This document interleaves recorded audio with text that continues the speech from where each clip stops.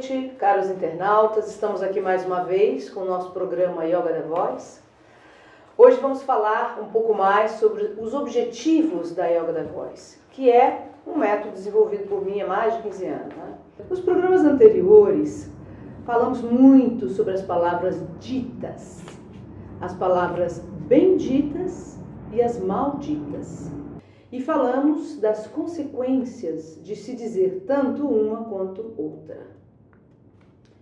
Falar sobre as palavras ditas por nós e suas consequências é um assunto extremamente importante, pois nos abre um mundo novo. Um mundo onde nós entendemos a nossa responsabilidade por tudo o que dizemos, por tudo o que falamos. Nós somos co-criadores com a energia divina. E isso muda todo um paradigma de que somos marionetes do destino e que estamos sempre à mercê do que está fora de nós. Nós somos os únicos responsáveis por tudo o que acontece à nossa volta, na nossa vida. É duro ouvir isso, né? Mas também é extremamente libertador. Nós somos os responsáveis pelo nosso destino. Nós o construímos com nossas palavras, e nossos pensamentos e nossas ações. E isso através dos milênios, dos séculos, nessa roda de inúmeras encarnações que tivemos neste e em outros planetas também. Nós somos os únicos e únicas responsáveis. E o que é extraordinário, né?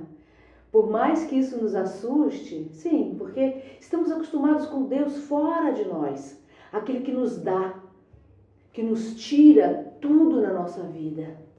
Então, o que é extraordinário é percebermos que isso muda toda a nossa percepção do mundo, do nosso mundo.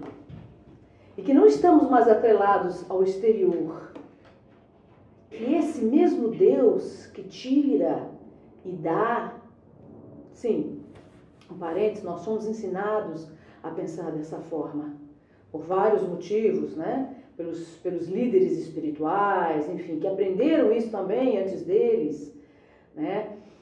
De uma cultura religiosa, né? Monoteísta, desculpe, que se baseia o quê? Em monitorar, em aprisionar, em vez de libertar. Pois nunca interessou a eles a nossa liberdade, a nossa independência, né? O nosso livre-arbítrio e total arbítrio e criação de nosso próprio destino. Eles tinham, né, e ainda têm o controle sobre nossas vidas, nossas mentes.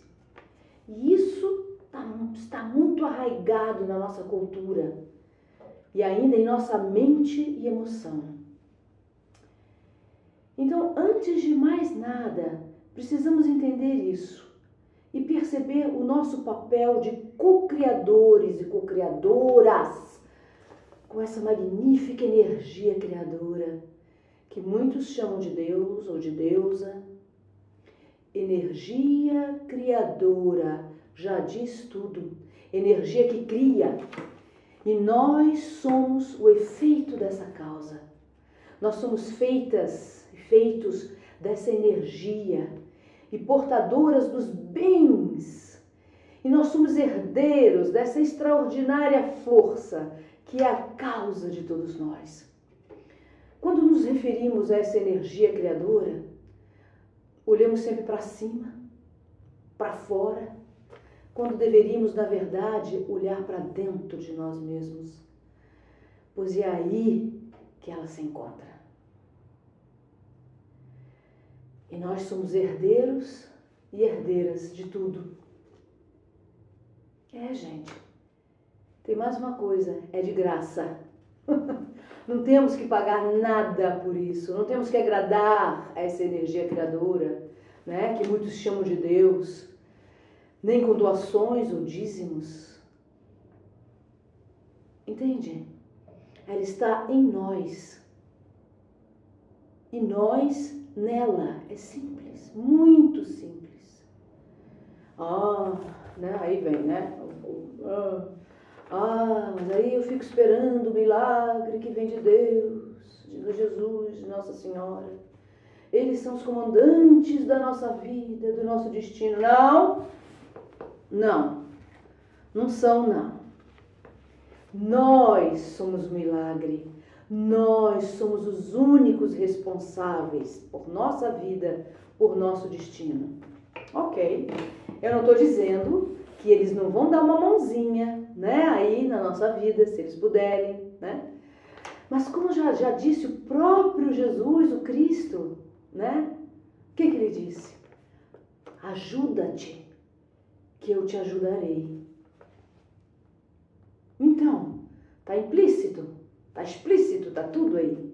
Ajuda-te, que eu te ajudarei. Sim, Jesus, Nossa Senhora, eles são grandes seres de luz, né? Buda, sim, eles são seres dotados de grande misericórdia e amor, e sempre que eles puderem, e sempre que nós permitirmos, essa é a chave, nós temos que dar a permissão, nós temos que ajuda-te, que eu te ajudarei, não é isso? Então, a nossa permissão é muito importante, e a nossa permissão vem da onde?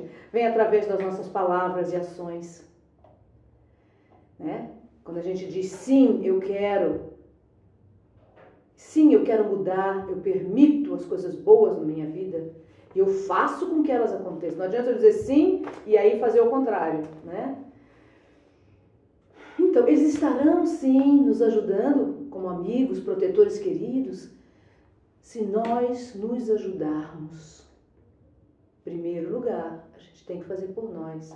Porque eles já entenderam há muito tempo como funciona a física quântica do universo, a verdade sobre essa energia criadora que está em nós, no outro, na natureza, mas em primeiro lugar está em nós.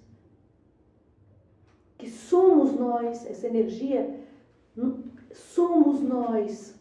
Uma das coisas importantes para transformar a nossa vida é modificando os nossos padrões de pensamento, de palavras e de ações. E para dar início a esse movimento, nada melhor do que cantar as palavras e transformá-las em prece e apelos. E quando fazemos isso, estamos sendo responsáveis pelo nosso caminho, modificando, transformando, potencializando os nossos desejos mais íntimos. Estamos tomando as rédeas da nossa vida, do nosso destino, do nosso cantar, do nosso falar, do nosso rezar, do nosso comer, da nossa alimentação, do nosso plantar. Somente coisas boas, coisas limpas e puras, para que possamos colher, aproveitar, sentir e usufruir dessas mesmas coisas maravilhosas que nós fizemos por nós, que nós plantamos. Então, gente, agora chegou o momento do nosso exercício diário. É um exercício muito importante para que a gente possa fazer todos os dias. Então, para tudo que você estiver fazendo agora, presta realmente atenção. Quem quiser ficar de olhos fechados, pode ficar de olhos fechados. Quem não quiser, pode acompanhar o vídeo que a gente vai estar passando aqui, com uma música relaxante. Enquanto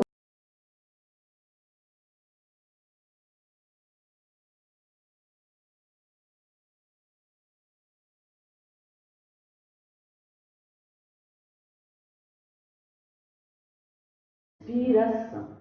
Como é importante isso, né? Nós vamos então nos acalmando, desacelerando, deixando lá fora tudo que tiver lá fora, deixar lá fora tudo que pertence ao lá fora, né? Vamos escolher melhor os nossos pensamentos nesse momento. E através da respiração, que é uma respiração baixa, vamos jogar aqui para a barriga, lá embaixo. Eu Sou a luz do universo. Sou uma grande energia que se propaga como uma grande bola de fogo através do tempo, através do espaço. Me levará nesse momento, através desse meu pensamento, a imagem dessa grande energia invadindo todos os seres vivos, com uma sensação de paz, harmonia e amor. Respiraram bem? Ninguém é roxo aí, né? Alguém morto, morreu alguém? Respirar, inspirar e expirar. Então, gente, estão tranquilos agora? Viu como é importante parar um momentinho que seja, olha, não deu uns 3 minutos, né? Esses 3 minutos vale como uma meditação.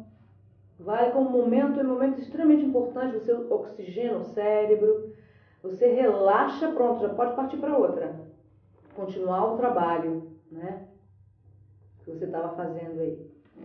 Nós vamos falar agora um pouquinho sobre yoga da voz, né? O programa é sobre yoga da voz. Mas o yoga da voz fala de tudo isso, né? É um método bastante completo, com bastante coisas. Ok. Vamos falar um pouquinho sobre yoga da voz. O objetivo final de cada yoga é o de educar e disciplinar o corpo, né? Fazendo com que a pessoa se volte para o seu interior, para com isso conseguir o que? Harmonia e equilíbrio.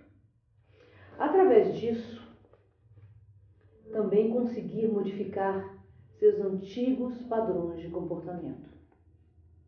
A palavra yoga significa a união do ser humano com o divino, né? Através do encontro com o seu Deus interior. É interessante a gente falar o Deus interior, porque o Deus é interior. Claro que o Deus, ele está em toda parte, né? Então, assim, quando você olha para uma flor, de alguma forma, é um encontro com o seu Deus interior, né?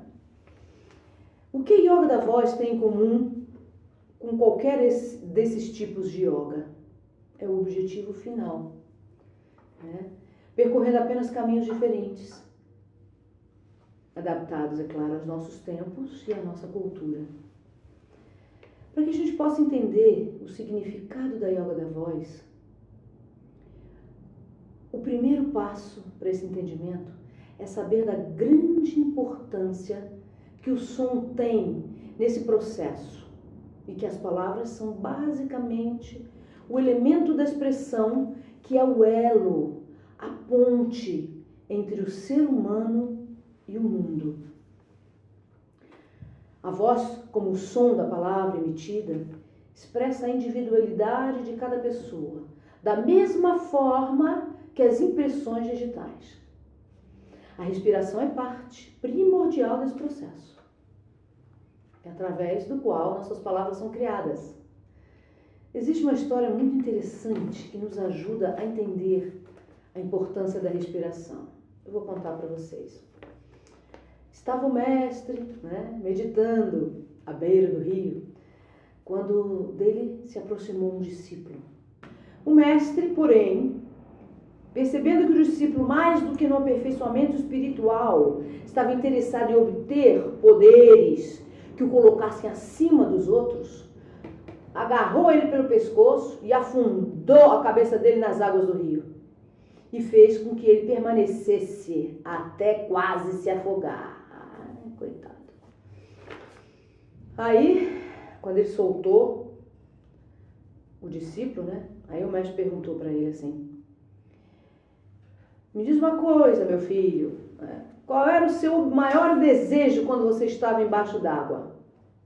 Aí o discípulo, né, sem ar, totalmente esgotado pelo susto, né, respirando profundamente, disse assim para o mestre: o meu maior desejo, o que eu mais desejava era ar. E o mestre falou assim: então tá, meu filho, agora vai gafanhoto, né? Vai e só volte aqui a me procurar quando o seu desejo por aperfeiçoamento for tão grande quanto o seu desejo pelo ar. Então, é isso aí. A respiração é usada pela yoga da voz, assim como pela maioria das terapias alternativas, como meio de conduzir o homem ao encontro de seu interior. Promover o autoconhecimento e transformar o ego exterior numa forma superior de consciência. Através da respiração, temos uma enorme possibilidade de chegar até os processos mais profundos do inconsciente. Por exemplo, a atividade cardíaca, a frequência do pulso, a digestão, as emoções reprimidas podem ser profundamente influenciadas, modificadas e até eliminadas pela respiração objetivada. Muitos de vocês já ouviram falar dos yogis, né? Que se deixam enterrar vivos por até 3 semanas, ou mais até. Então, a qualidade da respiração determina a qualidade da nossa vida. Não é balela, é verdade. A qualidade da nossa respiração determina a qualidade da nossa vida. Modificar, então, a maneira de respirar pode ajudar a melhorar os aspectos da nossa vida. Em primeiro lugar, é muito importante estarmos conscientes de como nós respiramos. Estarmos conscientes de como respiramos. E depois, então, de como podemos mudar esses padrões de respiração. O mesmo, da mesma forma, podemos falar a respeito do ouvir, pois nós somos seres sonoros, né? E quando nós escutamos todos os sons que nos rodeiam, nós somos capazes também de escutarmos, ouvir no nosso interior, nosso coração, nosso sangue pulsando. A partir do momento em que nós conseguimos tornar a audição mais consciente, nós iniciamos um novo processo, que é uma forma simples de tomar contato com a nossa realidade, transformando essa experiência num legítimo e incontestável exercício de meditação. Então, a respiração objetivada, consciente, é um grande exercício de meditação.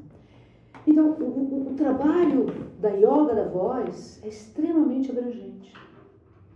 Pois, como será visto durante todos os nossos programas, nós realizaremos um sistema de exercícios associados a ideias que, combinados entre si, vão se tornar uma poderosa arma de cura em todos os aspectos da nossa vida. Claro que se você exercitar, né? Porque ficar ouvindo só o programa não adianta. Então, isso eu tô falando para mim também. Então, antes de falarmos sobre os sonhos que curam, é muito importante que se saiba o que é cura. E como esse processo se desenrola no ser humano. A dinâmica da cura, da qual iremos falar, vai além, muito além do que conhecemos como restabelecimento de uma determinada doença. Vai muito além. O que nós desejamos explicar a respeito do processo de cura é que não se trata apenas de chegar ao bem-estar do corpo físico. Aí vamos falar novamente do holismo, que falamos lá no primeiro programa, mas também do emocional, do mental e do espiritual. Nessa ação de cura, estariam incluídas a elevação da autoestima, de alguém que foi humilhado, também a recuperação de uma criança abusada, o alívio para a extrema ansiedade, a redução da depressão, a melhora da qualidade de vida para quem sofre com a síndrome de pânico e fobias em geral, depressão, etc. Já falei da depressão. Portanto, usando a yoga da voz com o objetivo de integração e equilíbrio no tratamento de qualquer doença, teremos um reflexo harmonioso entre todos os sistemas: o nervoso, o endócrino e o imunológico. Bom, em última análise, no nosso caso, o importante seria restabelecer o quê? A harmonia que foi desfeita, né, pelo desequilíbrio causado pela doença. O segredo da eficácia da música como instrumento de cura é encontrado no som emitido através das muitas técnicas vocais instrumentais. Isso é muito importante. Eu vou repetir, gente, que o segredo da eficácia da música, né, da música como instrumento de cura, é encontrado no som emitido através das muitas técnicas vocais e instrumentais. A repetição contínua e regular de estruturas musicais, como vocalizes, os mantras em geral, os ritmos sequenciados, né, e as escalas musicais, elas têm sim o poder de mudar a consciência normal, que são as ondas cerebrais beta, tá? Para os estados alterados da consciência, que a gente chama de muitos das ondas cerebrais alfa. O que eu poderia falar sobre as ondas cerebrais beta e as ondas cerebrais alfa? As ondas cerebrais beta são o nosso estado comum, normal, né, de consciência, né? E quando, por exemplo, quando você vai no médico e faz aquele exame de encefalograma, bota aquelas plaquinhas, né, eles têm lá exatamente o que são as ondas alfa e as ondas beta do cérebro, né? Então, assim, quando beta é o normal, são as ondas cerebrais beta. As ondas cerebrais alfa são aquelas que você já entrou num estado de consciência de relaxamento profundo. Elas são mais calmas, é um ritmo cerebral. Por exemplo, a música, você escuta uma música com ritmo 120, batida de 120, né? Essa música de 120, ela vai deixar você com as ondas cerebrais beta. Se você entra num esquema de respiração e escuta, por exemplo, uma música com ritmo largo, que é aquela... né? O estado alfa é magnífico. Por exemplo, os efeitos das escalas maiores e menores são muito diferentes entre si. Isso é importante dizer, né? Que a gente está ouvindo a música, o que acontece? Cada uma delas nos leva a estados de espírito totalmente opostos. Por quê? A música em tom maior nos leva à extroversão, né? No tom menor nos leva à introspecção. Eu quero falar um pouco mais sobre isso? Não, eu quero mostrar depois para vocês, fazer essa diferenciação. O que é uma música em tom menor e o que é uma música em tom maior, tá? Porque falando assim só os músicos vão estar entendendo, né? Segundo estudos aí de um cientista chamado Hans Kaiser, né? Os aquários maiores, eles estão associados aos traços masculinos. Interessante, né? Que é a extroversão, que é o yin, yang, né? Yang, no caso. E os menores, aos femininos. Então, os cientistas do Instituto dos Harmônicos de Viena, né, compararam as dimensões dos crânios e das faces de homens e mulheres. Olha só que interessante isso. E eles descobriram que as proporções das escalas menores são predominantes nas mulheres. E as das escalas maiores são predominantes nos homens. Então, aquele outro lá, o Kaiser, estava certo, né? Então, muitos povos do mundo entendem como femininos os instrumentos parecidos como o violão, né? O violoncelo, né? E como os masculinos, os parecidos com as flautas. É intuitivo, as pessoas percebem mesmo. Hoje existe já a comprovação científica, isso é fantástico. São muitas as citações históricas, né, e até bíblicas que falam do poder curativo da música. Papiros escritos sobre estudos de medicina no Egito, que datam mais ou menos 2.600, 2.700 anos atrás, fazem referência a cânticos que possuíam o efeito curativo para infertilidades, olha gente, para dores reumáticas, para melancolia. A música da lira, olha, restaurou a sanidade mental de Alexandre o Grande. Ele estava surtando. Ele ficou, ó, pianinho, com a lira.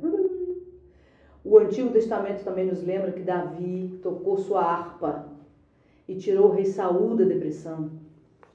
Assim como...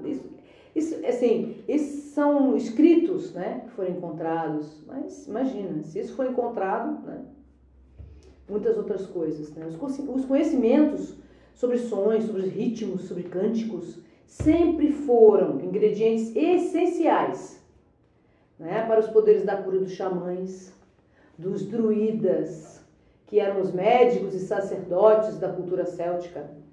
E eles trabalhavam a cura através dos sons.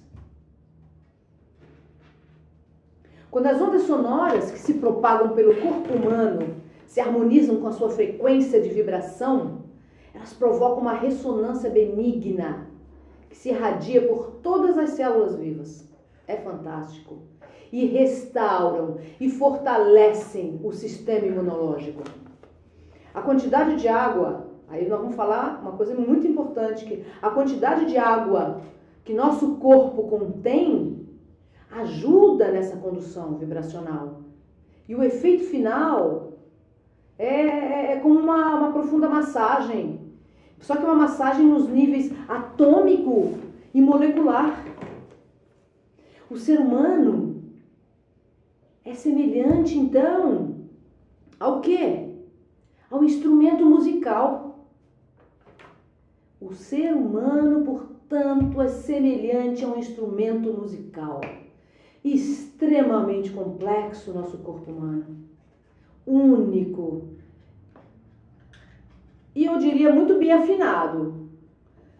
Eu diria que muito bem afinado pelos deuses, por essa energia criadora. Claro que a gente desafina, né? Nossa, a gente desafina, Bessa, mas depois vamos falar sobre isso. Eu quero falar o seguinte, sobre esse corpo humano. Cada um de seus átomos, de moléculas, de células, de tecidos, de órgãos, continuamente transmitem vida às frequências energéticas dos corpos físico, emocional, mental, espiritual. E a voz é um indicador da sua saúde em todos esses níveis de existência. É fantástico. É fantástico. Ela estabelece um relacionamento profundo entre o indivíduo e essa magnífica rede de vibrações que é o cosmos.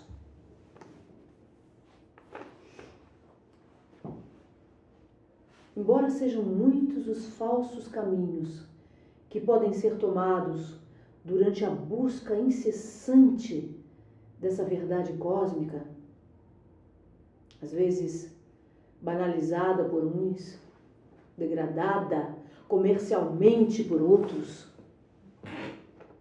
e às vezes até elitizadas, né, por alguns, esse místico rio de sons sagrados flui secreta incessantemente no subsolo do inconsciente, para surgir sempre, intocável, quando a sabedoria do Eterno desperta o desejo mais profundo do ser, de acordar para a realidade maior, a qual nós verdadeiramente pertencemos.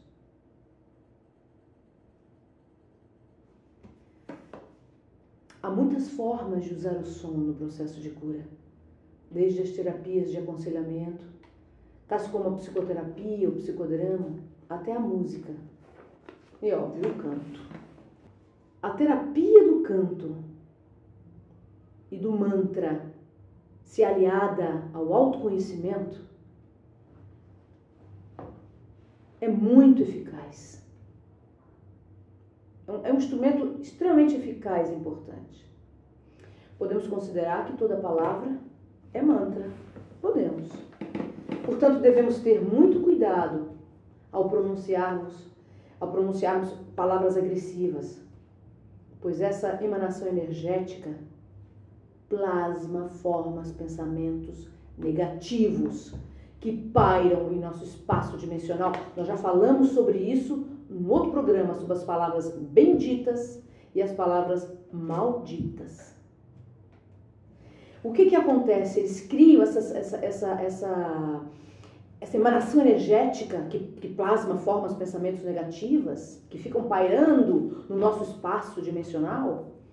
Elas ficam criando um equilíbrio energético que pode até nos prejudicar fisicamente.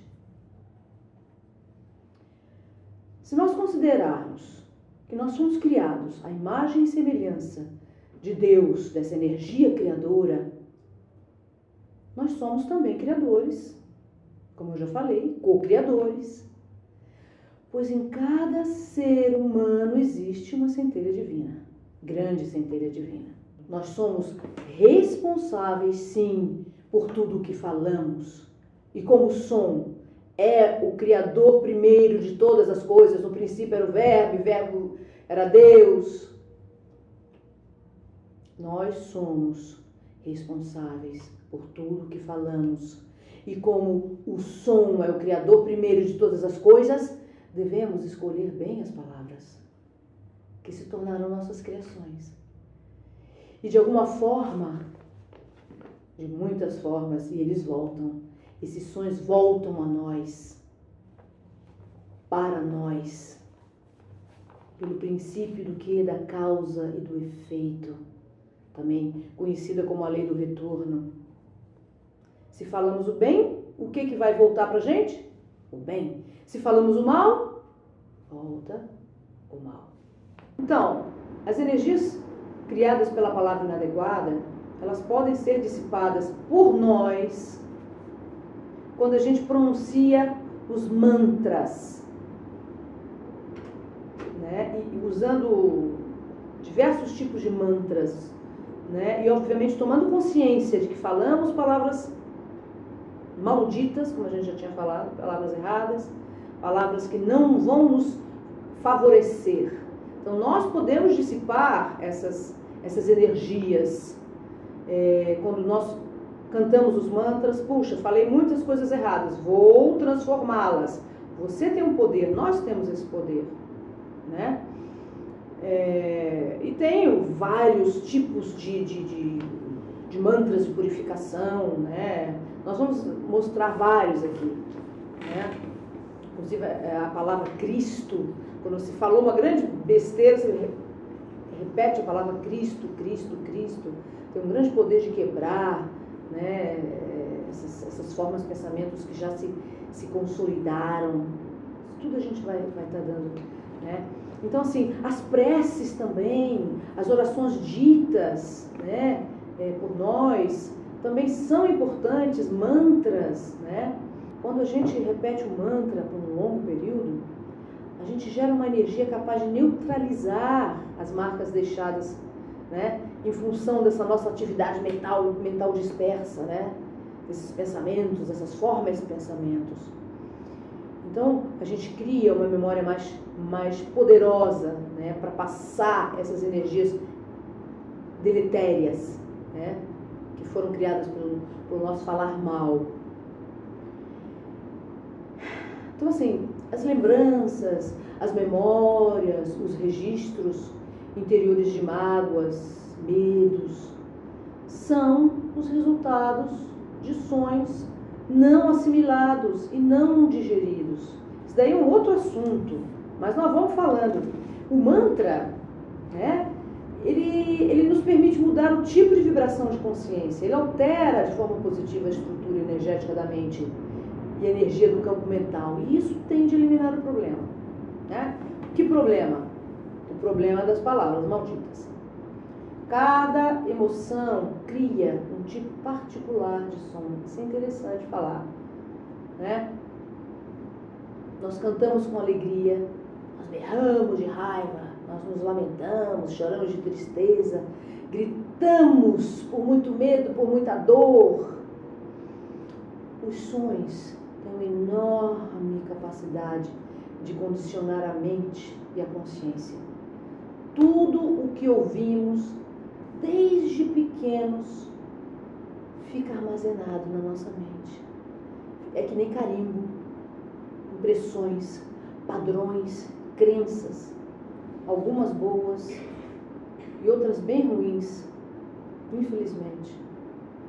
O que nos torna quem somos, basicamente tem a ver com os sonhos, com as frases, né?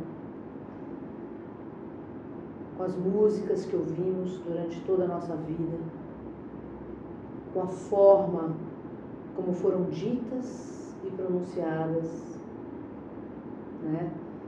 Quer dizer, se elas foram carregadas, né, impregnadas com sentimentos de amor ou ódio, ternura, diferença, carinho. Todo esse tipo de som, dito, mas tem também os sons não ditos, né, as intenções, esses sons reverberam de forma extremamente condensada. Eles podem se tornar grandes muralhas, né, que nos paralisam, ou então em energias que nos impulsionam para frente. Né? Eu queria agora passar um vídeo para vocês de alguns mantras gregorianos e um mantra também muito poderoso. A gente vai falar muito sobre esse mantra, que é simplesmente o canto da palavra Om. Vamos ao nosso exercício do mantra. Vamos cantar. Vamos limpar o nosso astral. Vamos limpar o nosso campo energético. Vamos também fazer as nossas orações, as nossas preces, que é nos ligar às energias superiores, aos nossos amigos. Sim, porque aí sim estaremos nos permitindo entrar em contato com essas energias magníficas dos irmãos maiores, das estrelas. Vamos então permitir, vamos nos abrir, confiando, tendo fé. Isso sim, isso é muito importante.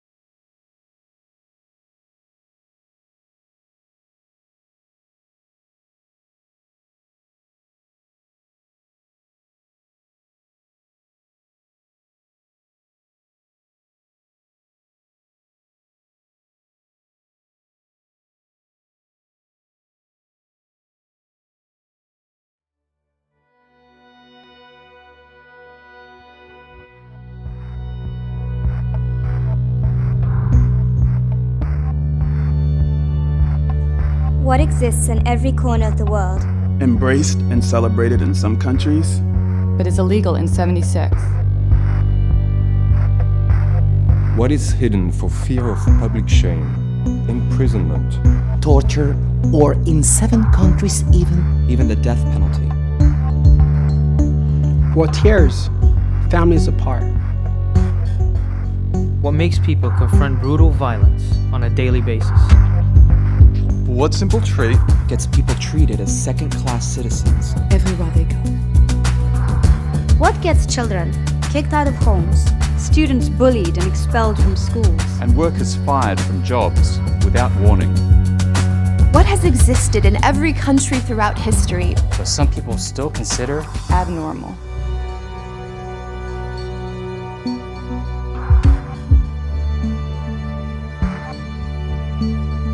The answer? Being gay. Being lesbian. bisexual, Or transgender. All over the world, millions of people face violence and discrimination just for being who they are. Every nation is obligated by international human rights law to protect all lesbian, gay, bisexual and transgender people from torture, discrimination and violence. The United Nations has one simple message to the millions of LGBT people around the world. You are not alone. You are not alone. LGBT rights are human rights. LGBT rights are human rights. Together, we will build a world. We will build a world that is free and equal.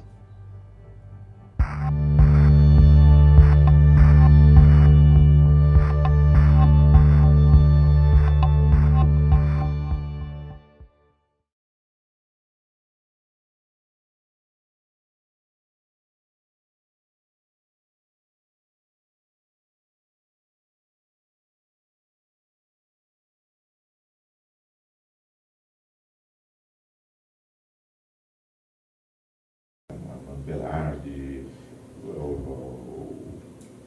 Paulo Fortes, Glória Queiroz, na banca, né? E aí eu ganhei primeiro lugar, eu era muito jovem. Sei. E a partir daí eu comecei, então, aí fiz a recital de canções, e toda vez que eu tive a oportunidade, quer dizer, eu gravei, quando fui fazer o estúdio em Bruxelas, eles me pediram para fazer uma gravação para a rádio de Bruxelas. Eu gravei, então, Debussy e Carlos Gomes. Aí fiz uma gravação para a rádio e televisão espanhola, em Madrid. Gravei Carlos Gomes. Que maravilha, então. Agora teve uma gravação com o maestro que eu adoro, o Carlos Moreno. Maravilhoso. Maravilhoso. E a gente fez vários cantores de São Paulo. Cada um fez uma gravação de alguma ópera que tenha cantado em São Paulo. O CD ainda não saiu. O CD duplo, que vai sair muito interessante, que vai resgatar um pouco a história dos cantores líricos. E eu escolhi Carlos Gomes. Escolhi o Salvador Rosa. Ou seja, quer dizer, de servidor. Não, ele é uma grande honra. E uma coisa que eu queria falar, que eu falei que eu fiz várias produções do Guarani, sempre no papel de Dom Antônio, e que o maior papel era do Duca d'Arcos do Salvador. Realmente era. Até que ele o Dom Antônio ganhou uma projeção muito maior, graças ao maestro Roberto Duarte. Que fantástico. Que fez que reestudou a obra, refez a partir de manuscritos, etc. E descobriu cenas novas que não eram feitas, inclusive uma área para o Dom Antônio, para o início do quarto ato, que é uma área estupenda, e que aí o papel realmente ganhou, com essa área longa e bastante dramática, tudo, ele ganhou uma projeção, né, maior. E eu fiz essa produção com o Roberto Duarte. Que fantástico. Com a direção do João Carlos Marantian, que foi primorosa. E foi realmente uma grande honra fazer essa versão e com um elenco maravilhoso. E aproveitando, então, foi a Cici, era a Edna de Oliveira, que eu gosto demais, grande colega, grande artista. E agora nós vamos cantar a convite, isso eu estou dando primeira mão, em Mendoza, na Argentina, com a Lígia Madio, que é outra regente que eu adoro, uma regente tensa, uma artistaça, e ela nos convidou para fazer um concerto que vai ser pela Independência do Brasil, dia 6 de setembro. Não no dia 7, mas vai ser dia 6, com uma primeira parte de Vila Lobos, onde a Edna vai cantar a Baquiana, e na segunda parte um gala, Carlos Gomes. Nossa, vai ser com a Edna, não é? o Rubens Medina. Vamos fazer uma cobertura. Vai ser ótimo. Vou tomar uns vinhos maravilhosos. Nossa, muitos vinhos. Vai ser o Rubens Medina e eu. Então, que maravilha! Com a Lígia dirigindo, orquestra e coro de lá, do Teatro Independência. Então vai ser muito bom. Se nós pudermos ir, vocês gravem, hein? E manda pra gente passar. Com certeza. Ah lá, 2 pessoas pessoas acertaram a resposta. Ai. E então as 2 pessoas vão ganhar. Quem são? Né? Fale os nomes. Então, João Moreira Reis fica na Praça Ramos de Azevedo, entre o Teatro Municipal e o Vale do Anhangabaú, certíssimo. Arrasou. E Jandira Ribeiro da Costa, a estátua está na Praça Ramos de Azevedo, ao fundo o Teatro Municipal. Parabéns aos dois. E o prêmio que vai ser, nós temos aqui um parceiro, né, que está entrando, a gente está conquistando aí para o nosso programa, que é o Sounding Stones. Então vai ganhar uma massagem, né? Então eu queria pedir com óleos, essências, Nossa, o João vai adorar. Jandira acredito que também. Então eu queria pedir. Porque pianista está sempre precisando de massagem. Passa horas no piano, então é muito verdade. Bom. Então eu queria pedir para que vocês entrassem, mandassem um e-mail para vivavoazdoartista@castv.com.br. E nós vamos mandar o endereço, o voucher direitinho para vocês ganharem essa massagem. E parabéns, Teatro Municipal ao fundo. Aliás, como o Eduardo, inclusive, estava falando. Embaixo também tem todas as personagens. É lindo esse monumento, gente. É maravilhoso. No centro de São Paulo, ali no Vale do Anhangabaú mesmo, nós temos a lateral, né, do Teatro Municipal, né? Isso. É muito bonito, vale a pena vocês darem um passeio e prestarem atenção nesse monumento. E tem outros também. As estátuas são lindíssimas. Né? São lindíssimas. Eu queria, não sei se nós temos tempo, eu queria que o Eduardo, nosso convidado Eduardo Jânio Abunrad Baixo, né, professor de canto, falasse um pouquinho mais sobre a ópera O Escravo, mas assim, bem rapidamente, um pouco da história, talvez política, ou as coisas mais interessantes. Sim. Né? Um resumo. Olha, breve. Essas óperas todas dessa época os enredos são bastante complicados, né? E o Escravo não é exceção. Então é meio difícil contar rapidinho, mas eu vou dar acabou o tempo. O principal que é apontado, mais do que história, que é apontado por alguns historiadores, é que aí Carlos Gomes foi um precursor do verismo, que é uma escola italiana, seria o realismo no teatro, né? Exato. Mas já antes, já na Fosca, que vem logo após, que o Guarani foi a primeira ópera italiana de Carlos Gomes, né? A Fosca é a segunda. Já na Fosca tem elementos de verismo, né? Que faz, que antecede ao verismo. Né? Ele foi um precursor a maneira de fazer. Seria a sétima ou sexta ópera? Sétima ópera. A sétima. Depois penúltima. Depois dela só tem o Condor. E o Los Cravos foi o último sucesso de Carlos Gomes. No Condor ele não teve sucesso em vida. E o Los Cravos, sim. Ele conseguiu fazer aqui no Rio, né, um ano depois da abolição. Não conseguiu fazer com negros em cena, mas fez praticamente em homenagem à abolição, porque dedicou à Princesa Isabel. Exatamente. É uma ópera dedicada, então, à Princesa Isabel. Princesa Isabel. Por que ele dedicou essa ópera? Ele era abolicionista? Ele era abolicionista. Você considera a ópera o Lo Schiavo, ou O Escravo, de Carlos Gomes, a ópera mais bonita dele? Eu sou meio suspeito. Como um todo, né? Assim, qual seria a ópera que você considera a mais bonita, com os trechos mais bonitos, mais melodiosos?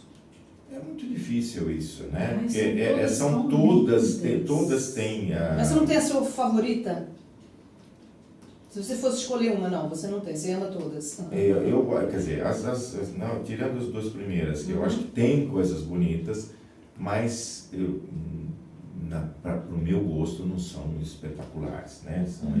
São mais experimentais e depois são muito difíceis de cantar, porque são em português, com uma tessitura de ópera, de operona, entendeu? Então ele escreveu 2 óperas em português. 2 óperas, A Noite do Castelo e a Joana de Flandres, que vai ser levada esse ano em Campinas. O Mestre Toro está montando. Que maravilha. Isso é maravilhoso, Que maravilha, mas são isso. muito difíceis, porque eu cantei, inclusive, um dueto com a Regina Helena Mesquita, né, um concerto que fizemos só com Carlos Gomes, que era a Regina, Luísa de Moura, e eu e João Moreira Reis. Nossa. Foi uma delícia. Fizemos um apanhado de toda a obra, fizemos um dueto, fiz um dueto com a Regina.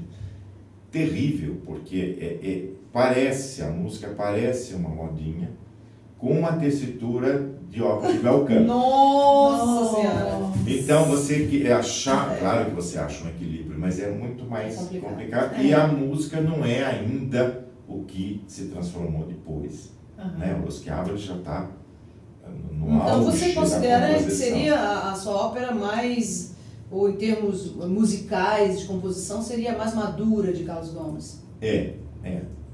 E deve ser interessante, inclusive... A Fosca é maravilhosa também. Fosca. Ele gostava mais da Fosca. Ele dizia que o Guarani tem uma frase, né, que é atribuída a Carlos Gomes, nunca se sabe, mas que o Guarani ele escreveu para os brasileiros e a Fosca, não, o Salvador Rosa para os italianos. Sim. E a Fosca para os músicos. Né? A Fosca era a obra que ele preferia. E realmente é um monumento. Então seria a sua... Eu acho que a Fosca, como beleza, como total, assim, é a Fosca. Inclusive tem uma gravação no YouTube, para quem quiser, que essa gravação do YouTube foi uma tentativa de refazer o sucesso dessa mesma montagem, desse mesmo elenco, mudando alguns elementos só, de 66. Que foi Ida Miklos, que para mim foi uma das maiores cantoras do país, e talvez a grande cantora de Carlos Gomes, né? A grande cantora dramática das obras de Carlos Gomes.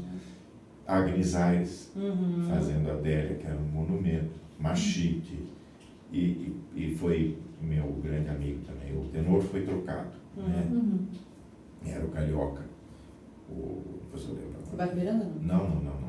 É o... Oh, Jesus, depois eu lembro. Tá. E Zacarias Marques. Muito querido. E eles fizeram, já não estava todo mundo naquele auge. A Agnes é que manteve mais, até a crítica disse isso, né? A veterana Agnes Aires é que manteve mais, e é mesmo. Mas e essa gravação está na vídeo e áudio já no YouTube. Que ótimo. Então Fosca, porque para as pessoas que estão aprendendo um pouco aqui com a gente, tem pessoas que já conhecem. Porque tem a Tosca, que é de Puccini. A Tosca de Puccini, né? É uma outra história. E Fosca de Carlos Gomes. Que veio muito depois, né? Já com o verismo totalmente instaurado, né? Uma obra totalmente verista. E a história, você estava me dizendo, me pedindo? Uma pincelada. A história basicamente, o principal ali são os preconceitos, né, que são tratados. Do conde querendo a nobreza portuguesa, né, chegando aqui querendo só usufruir, e não houve uma integração com que eles encontraram aqui, com a população que eles encontraram, indígena, que é a população indígena, que é o brasileiro. E ele mostra isso, o Carlos Gomes ele mostra isso muitíssimo bem, né? Que o português veio para tirar, né? E naquela época retiraram mesmo, e muito, né? Nossa! Então, dizem que descobriram o Brasil, eles invadiram. O Brasil foi invadido. O Brasil não foi descoberto, claro. Ele foi invadido. E tudo que era nosso era levado para Portugal. Exatamente. Né? Então, trata-se, porque tudo, na verdade, a grande história é o amor, né? Então, o que você pode falar? Existiu ali um amor, proibido. O amor proibido, que é uma constante nos enredos de ópera, né? Desde de Romeu e Julieta e vem Otelo não, né? Otelo tem os ciúmes, etc. Mas aí foi baseado em Shakespeare, né? Outra história. Sim. Então, Romeu e Julieta como Otelo. Mas essas óperas, o Schiavo teve várias origens do libreto, né? 3 origens diferentes. Ele trata do amor da Ilara pelo Américo, que é a Índia, e o Américo é filho do conde. Em português. Em português, nobre. E o conde vai contra isso. Então ele afasta nesse dueto que vocês colocaram no início, com o Eduardo, é justamente o conde tentando afastar o filho da Ilara. E o filho só concorda porque acha que ele, se afastando, ele depois, quando voltar, consegue dominar um pouco a situação. E exatamente o contrário, o pai o afasta e obriga a Ilara a se casar com Iberê, que é um rebelde tamoio. Ela se casa, o Iberê gosta dela, mas ela não, né? Ela gosta do Américo. E o Iberê é trazido para esse chicoteado na frente logo no começo da ópera, do Américo, que o salva, né, das mãos do carrasco, que é o Janfera, que é o mandante do conde. Ele o salva. E aí a ópera vai se transcorrendo e aparece a Condessa de Boissy, que é uma francesa, e que o conde quer fazer o filho se casar com ela. E o filho canta, tem um grande dueto com ela, onde ele diz que não, que ele já é apaixonado pela Ilara. E a Condessa aí tem um grande momento do Los Chiavi, onde tem o hino da liberdade. Que a Condessa, a Condessa como francesa, não admitia a escravidão. Então ela compra vários escravos indígenas e os liberta. É um momento belíssimo. Belíssimo. É uma área que eu cantei. É estupendo, né? É a montagem do Fernando Bicudo. Exatamente. É linda, é uma cena maravilhosa. Maravilhosa. E quando eu fiz, foi um soprano também maravilhoso que fez, a Adélia Issa. Nossa. Né? Que fez magnificamente bem. Bom, aí os escravos libertos passam pela cena e o Américo, então, reconhece o Iberê e a Ilara entre eles. E fica sabendo que eles se casaram. Aí ele vai contra o Iberê, e que o Iberê tinha prometido, quando foi salvo das mãos do Janfera, promete lealdade a ele e tudo mais. Quando ele vê que eles se casaram, ele investe contra o Iberê e é salvo pelo conde. O conde não deixa que ele mate o Iberê, porque ele parte para cima com uma faca. Bom, no final da ópera, então, ele fica sabendo que o Iberê, ou o Américo fica sabendo que o Iberê não tocou na Ilara, ele respeitou, quer dizer, ele não traiu a amizade do Américo, né? E no final da ópera, a situação se inverte. O Iberê, o Américo é trazido como prisioneiro pelos índios, e o Iberê então fala: eu quero ficar sozinho com ele. E os índios o ameaçam: se você o libertar, você morre. E aí ele conta toda a história, né, por situações que vão se criando. Ele conta que não tocou na Ilara, que ele foi fiel lá, e favorece a fuga deles. Quando os índios vêm, alguns seguem o casal e outros investem contra o Iberê, que se mata. Antes de ser morto pelos índios, ele se acaba se matando. Mas no libreto fica muito nítido essa coisa, a nobreza, mesmo a Condessa de Boissy, que é contra a escravidão, quando ela vê que o Américo não quer ficar com ela porque gosta da Ilara, ela debocha, ela fala: você é apaixonado por uma escrava. Que era uma mulher que ela acabou de libertar. O amor ferido, né? O amor ferido. Claro. Mas não é só o amor ferido. Bom, de mulher ainda mais, né? Você está, né? Me deixando por uma escrava? Uma linda, maravilhosa, uma condessa. Aí toda essa né? Virou aí não tem jeito. Palavrona. E o Américo faz a mesma coisa no final. Quando ele fala, ele vê o Iberê vestido como grande chefe, ele diz: você está vestido com todas essas honrarias, mas você não passa de um escravo. Então, tem essa incongruência. Por mais que exista essa amizade, esse amor, essa não aceitação da escravidão, a nobreza corrompida existia dentro de todos. E Carlos Gomes, o libreto deixa isso muito claro. Né? Eu acho isso muito interessante. Interessantíssimo. E quais são as vozes? Do Schiavo. Tem o baixo, né? Que é o Cone Rodrigo. Cone Rodrigo. Começa os principais. O Schiavo é o escravo, é o Iberê, que é o barítono. E Lara, soprano lírico spinto ou dramático. Que fantástico. O Iberê, ou o Américo, um tenor lírico, ou lírico spinto, é um tenor forte, né? Depois tem a Conde, que é o baixo, a Condessa de Boissy, que é um soprano lírico ligeiro, e tem o Jean Ferra, que é o capataz, que é barítono. Depois tem alguns outros pequenos papéis. E tem muito balé, né? Tem uma ópera balé, muito belíssima. Os balés do coral. O coral é maravilhoso, sim. Carlos Gomes é maravilhoso. Agora, a gente também não pode dizer só maravilhas, né? Os balés de Carlos Gomes não me convencem. A música, não gosto da música. Sim. Mas, que aliás tem uma história que isso, alguns vão ficar até bravos. O Matos Góes, por exemplo, escreveu um livro de Carlos Gomes.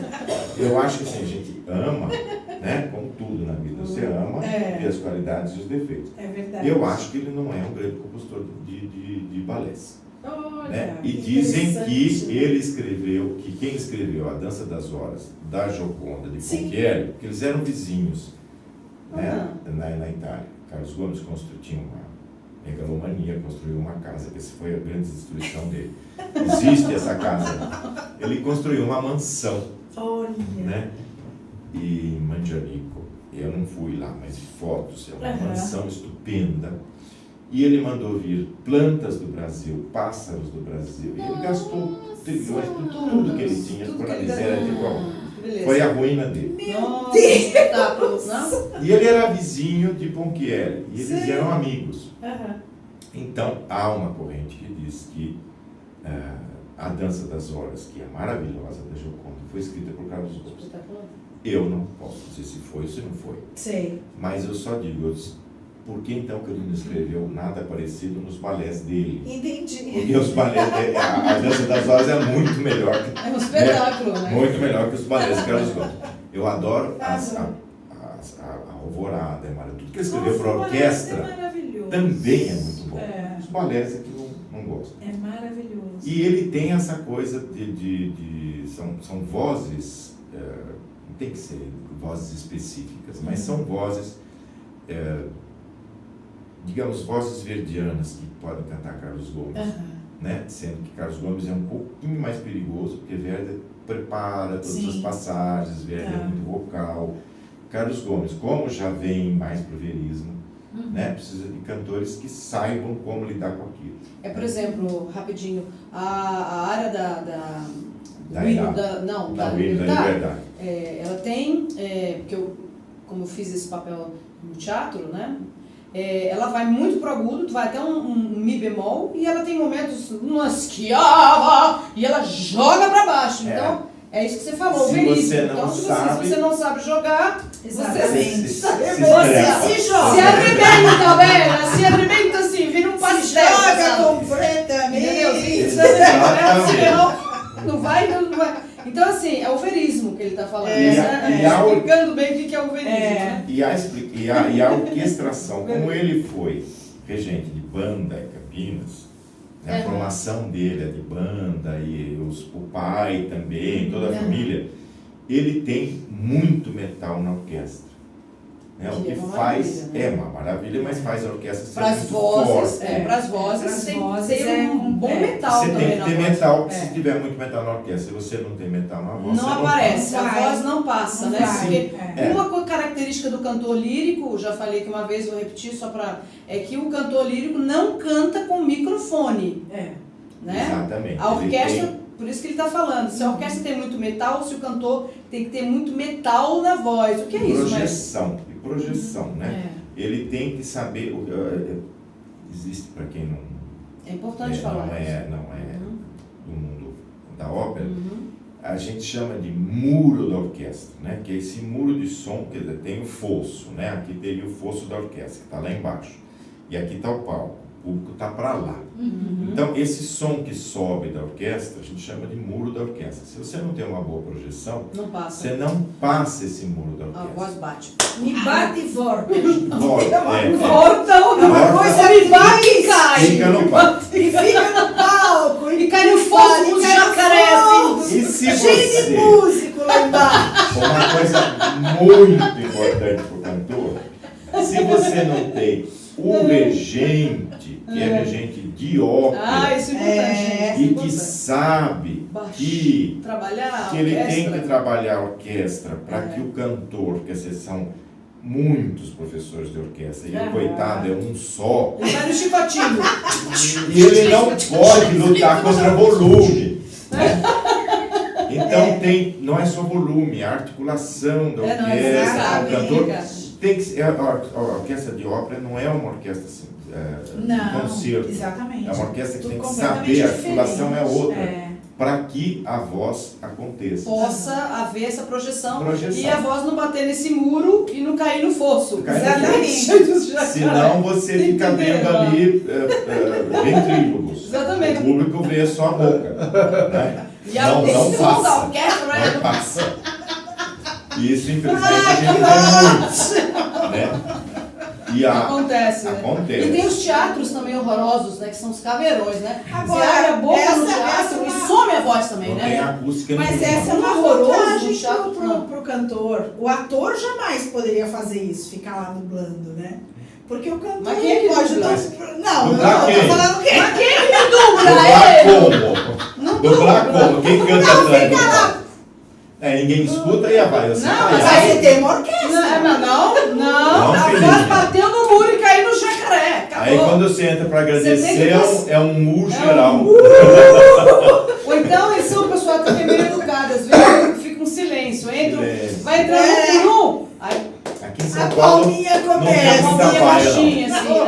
Aí, no Rio tem vaia, né? Aqui não. Aliás, aqui no Rio, a manifestação da plateia no Rio é completamente diferente. Completamente diferente. Agora, o bacana é na Itália. Na Itália, naqueles tempos que soltava a galinha lá de cima, né?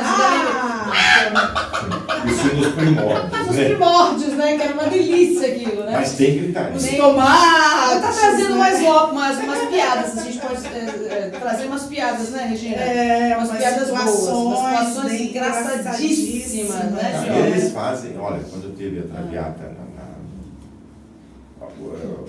posso contar isso? Pode. Se a gente tem tempo, pode. Eu acho que a gente já deve estar finalizando, mas vamos aí. Você falou de piada, o Ricardo Muti, que era o diretor do Scala, grande regente de Verdi, né? Ele quis trazer novamente a Traviata, que há muitos anos se fazia para o Scala, porque eles, os logionistas, o logionista é aquele que fica lá em cima, né? Que aqui é a torrinha, que são os fanáticos, né? Eu, quando morei na Itália, a galeria, vivia lá em cima. Aí você faz uma fila imensa, fica o dia inteiro na fila para conseguir entrar lá. E lá são só os ditos. Eu me lembro a farofa, né? Não, os que acham que sabem mais. Não chega tanto, mas eles levam. É o povão. Mistura o povão com os conocés. Sim. Eles acham que conhecem mais do que o cantor. Claro. Então, eles sabem tudo. Ainda mais na Itália. E eles não aceitavam a Traviata depois que a Callas saiu. Quer dizer, a Callas morreu, tem que morrer a Traviata. Eles não aceitavam. Só a Callas. Tanto que o Muti fez lá um teste, escolheu a Fabrettini, que era muito parecida com a Callas, né, para ver se eles aceitam. E proibiu a Traviata, o Logioni, não abriu o Logioni naquele dia. Tanto que eu fui também, eu estava lá, e fui assistir num outro teatro, que foi projetada a Traviata. Se quiser vaiar, projeta lá. Né, os cantores não estão vendo. Exatamente. E no segundo elenco, tinha uma cantora muito boa, que eles não aceitaram. E ela cantava muito bem, cantou inclusive aqui no Brasil, cantou inclusive Cici aqui no Brasil. Quando terminou, eles aplaudiram, e o italiano tem essa mania, quando está diminuindo os aplausos, aí que eles jogam uma coisa, porque aí todo mundo escuta. Então, já estava. Aí estava diminuindo, alguém gritou lá de cima, gorda! Não tinha que falar. Não tinha que falar, a mulher cantou muito bem. Cantou que era um espetáculo! Aí levou gorda na cara. Vai levar alguma coisa, não pode passar impune, né? São muito engraçados. Só porque não era Maria Callas que cantou. Maria Callas, virou um estigma, né? Traviata Kinsella. Eu acho que essa história da galinha foi uma história dessa. Não era Maria Callas que cantou a Violeta, acho que foi isso. E me jogaram uma galinha lá de cima. Gente, que galinha veio lá no Johnny. Depois tem aquelas bobagens todas, daquela briga que tinha entre Callas e Tebaldi, que é o amor da minha vida, né? Meio que não tem nada, tem uma das comparação. perguntas que perguntaram foi sobre Pavarotti e Carreiras, né? São situações. E as duas eram as duas grandes, são dois monumentos da ópera, né? Dois grandes pilares, completamente diferentes uma da outra. Mas aí se criou essa coisa, ou era uma ou era outra. E tinha as brigas, como briga de futebol. Como Corinthians e São Paulo. Corinthians e São Paulo, velho. Eles se pegavam. Então, quando cantava a Callas, ia o pessoal da Tebaldi, elas não tinham nada com isso. Elas, as duas declararam que para elas era ótimo, porque elas ganharam Ibope com isso. Elas eram amigas? Mais ou menos, mas se falavam, se respeitavam. E mandam flores no dia do funeral. Não, se respeitavam. Essas amizades assim. Quem ganhar flor, Bela, no dia do seu funeral. Tem declarações muito bonitas de uma para a outra, sempre. Claro. Mas, quando uma cantava, tinha o grupo da outra, ia lá para vaiar. E a Callas, coitadinha, não enxergava, ela tinha glaucoma, inclusive um óculos dessa grossura, que ainda aumenta a arte dela, porque era uma grande atriz. Ela decorava o palco com os passos. Para poder saber. Então ela punha o óculos, fundão de garrafa, decorava tudo, não podia tirar um móvel do lugar que ela ia cair. Ela decorava e entrava em cena sem enxergar nada, e era aquela atriz maravilhosa. Então conta-se que jogaram um maço de rabanete, que era contra ela. E ela pegou aquilo como se fosse flores e agradeceu com um maço de rabanete aqui, toda feliz da vida. Era o time da Tebaldi. Porque parece rosinha, né? Parece umas rosinhas. Mas o povo gosta de uma briguinha, né?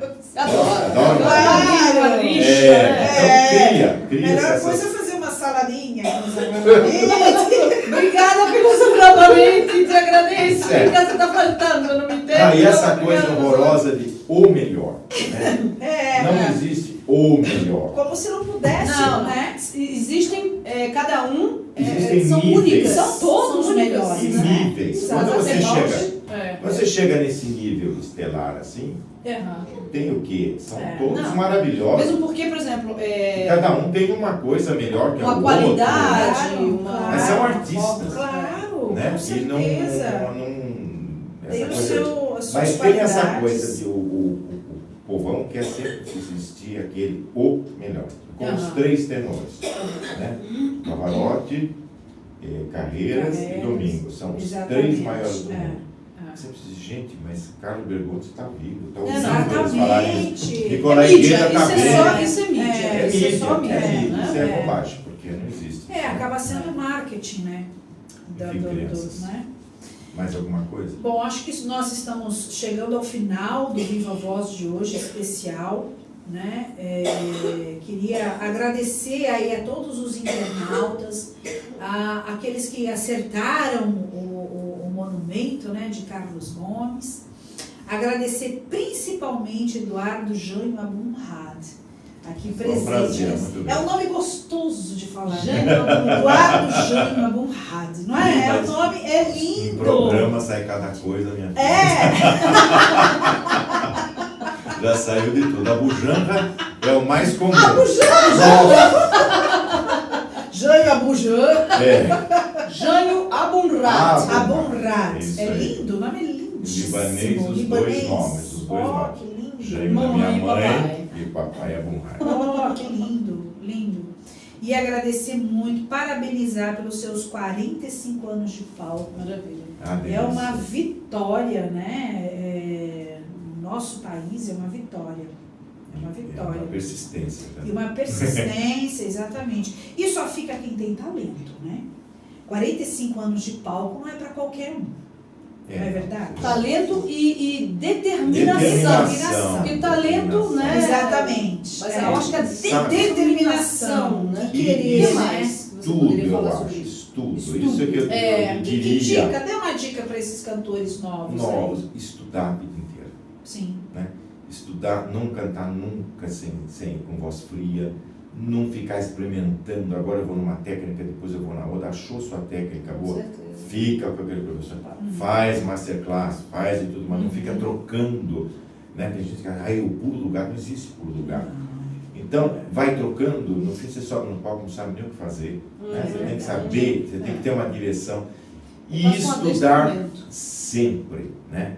Eu vocalizava, cantava todos os dias, dando aula, não consigo cantar todos os dias, mas 3, 4 vezes por semana eu vocalizo, repasso, faço com o João Moreira Reis, que eu tenho um duo com ele há 30 anos. Maravilhoso. O Ricardo Balesteiro, com quem eu repasso o repertório, né? Quando vem algum professor que eu gosto, tem uma professora italiana que vem, que eu gosto, que é a Luisa Giannini, fiz 2 aulas com ela agora, e estou sempre estudando, mas na mesma direção. Quer dizer, não você pode acrescentar coisas, claro. Claro. Qual é a sua escola? Né? É italiano e alemã, é isso e aquilo. Não, a minha escola é a minha. Quer dizer, o que eu estudei a vida inteira, eu juntei e fiz a minha escola. Agora, na hora de cantar, eu sei o que eu vou fazer. Né?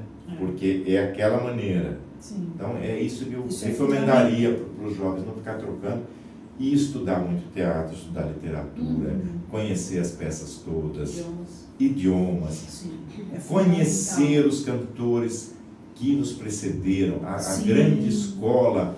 Você escuta, tem gente que escuta os cantores antigos e diz, mas isso é maneirista. Não é maneirista.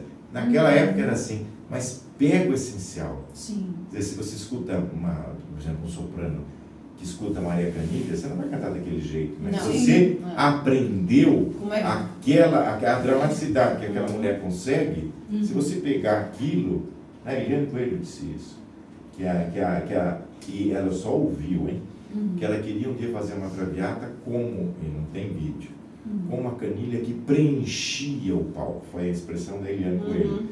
E como que ela percebeu que preenchia? Pela voz, pela criação. Pela dramaticidade, a maneira de dizer o texto. Então, você não pode conhecer, eu já ouvi isso de um tenor, colega, que antes de domingo não tinha ninguém para ser ouvido. Não, um pouco, né? Tem muito. Então, conhecer a história do canto, porque é aí que eu fui lá, comecei, meu primeiro ídolo foi Écio Pinza. Quer dizer, e ouvindo todos esses, você vai aprendendo, você não imita ninguém, porque é uma coisa péssima, né? Como disse o Cialetti, um crítico na Itália, quando você imita os defeitos. Porque as qualidades ninguém consegue imitar. Ninguém consegue. Né? E nem deve. Né? Você tem que criar o seu. Mas ouvir, que é uma coisa que o Cialetti disse, todo mundo imita a Carlos, imita os defeitos da casa. Porque as qualidades ninguém... Por que ninguém imita o som da Tebaldi? Ainda ele disse, porque ninguém consegue. Né? Ninguém consegue. Quer dizer, ninguém consegue ser ninguém imitando o outro. Então, cria a sua personalidade, cria o seu jeito, mas siga uma direção. Né? E não pare de estudar nunca. É verdade. Nunca. Enquanto está no palco, tem que estudar. Se não estudar, começa. E nunca se achar pronto. Exatamente. Se achou pronto, começa o declínio. Ixi, acabou, né? E também, eu reforço, né, dando essa dica para os atores, né? Estudem. É fundamental. Hoje eu pego ator que não tem a menor ideia de quem foi Stanislavski, muito menos Bertolt Brecht, tem gente que muito não sabe menos quem foi Shakespeare. Então, gente, vamos estudar, né? Vamos pega o livro, vai ler, vai numa biblioteca, não existe desculpa, a internet está aí, gente. Só dá um Google, dá uma pesquisada, né? Biblioteca Mário de Andrade está maravilhosa. Nossa, bibliotecas maravilhosas, uma delícia. É uma delícia ir a uma biblioteca, né? Então, estudem, atores, estudem, né? E vamos terminar hoje, inclusive, com um cantor, que é o José Carlos Leal, no papel do índio Goitacá, no Palácio... Opa, tem mais uma pergunta. Ah, ele cantou comigo. Eduardo e Maúde, em quais astros no mundo vocês perceberam a melhor... Não, teatro. Em quais teatros, Eduardo e Maúde, em quais teatros do mundo vocês perceberam a melhor condução e equilíbrio entre o palco e o fosso da orquestra? Ó, que pergunta maravilhosa. Assim, em termos de acústica, talvez, né? Que ele quis dizer, o equilíbrio entre o palco e o fosso, e o exatamente. fosso. Em qual teatro? Em quais teatros no mundo? Bom, dos que eu pude assistir, eu gostei do Scala e do Metropolitan. Metropolitan Opera House, eu diria... Scala em Milão. Scala em Milão e Metropolitan em Nova York. Eu conheci muitos teatros na Alemanha, na Itália, mas eu acho que realmente Metropolitan Opera House, Nova York. Eu não conheço, eu nunca ouvi ao vivo, adoro as produções do Covent Garden de Londres, mas nunca não assisti, né, ao vivo para dizer do equilíbrio. O equilíbrio você só pode... Tem gente que julga por gravações, de vídeo. Tem que ser porque ouvinte. aí tem microfone. Eu assisti, sim, uma La Bohème, mas eu ainda diria, para mim, eu diria Metropolitan Opera House. Realmente o equilíbrio é grande, aquele é monumental e você escuta tudo. E agora, a gente esteve, o João e eu, estivemos agora esse ano. Verdade. E o Levine, que era o diretor, está bastante doente, vai dirigir agora e tudo, mas deixou a obrigatoriedade da direção para o Fábio Luisi, que é um regente italiano, que está lá, e é um absurdo esse homem regente, porque nós vimos os Troianos, Aida, Trovatore, obras Turandot, obras fortes, né, pesadas de orquestra. E o equilíbrio é perfeito. Você escuta tudo de todo mundo, ele não cobre ninguém. Que maravilha. Né? Isso é maravilhoso. Alguns regentes brasileiros com quem eu cantei têm esse trabalho de manter essa coisa que eu disse da articulação da orquestra e tudo mais. Um deles é o Roberto Duarte, né? Sim. O Roberto Ibiriçá, que esteve aqui, eu cantei também, mas em concerto, quer dizer, cantei com ele ao piano, é um ótimo pianista, e com orquestra, mas aí em concerto, na frente do fosso, na frente da orquestra, né? Com a orquestra em cima, então é outra coisa, estava equilibrado, mas é uma outra coisa. Em ópera, não, né? E o Lo Schiavo, que eu cantei, esse primeiro, foi com David Machado, que também é um ótimo regente. É o que nós vamos ouvir agora, com José Carlos da Leal. mesma produção que eu fiz, o Conde. Legal. O José Carlos fez o Goitacás. O Goitacás. Palácio das Artes, 1986. Estamos finalizando o nosso Viva Voz. Muito obrigada a todos vocês que estão aí sintonizados com a gente. Terça-feira estamos aqui de volta às 10h30. Queria agradecer o visagismo, a maquiagem, cabelo de Gil, homenageando. Eu só queria pedir perdão por uma coisa. Eu não falei desse personagem do Lo Schiavo, né? Foi uma falha do Goitacás. Que é um personagem que tem uma cena muito bonita, que eu acredito que seja essa cena que vocês vão mostrar. É a única cena, mas é muito bonita, que é a união dos caciques. Exatamente. E que foi magnificamente feita no palácio, porque cada cacique foi maquiado com as pinturas próprias da sua tribo. Não, pesquisa. É uma pesquisa maravilhosa. Então nós vamos finalizar o Viva ouvindo Ao vivo. José Carlos Leal, no papel do índio Goitacás, no Palácio das Artes, 1986, e regência de Davi Machado. Um beijo e até terça-feira que vem. Obrigada. Obrigada, Eduardo. Obrigado a vocês.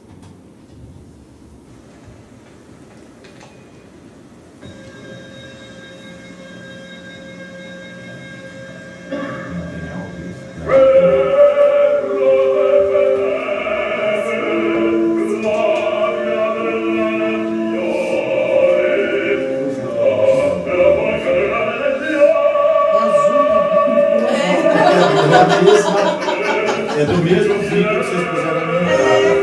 Só que aí tá. Ela tá um pouco. Esse tá um pouco melhor.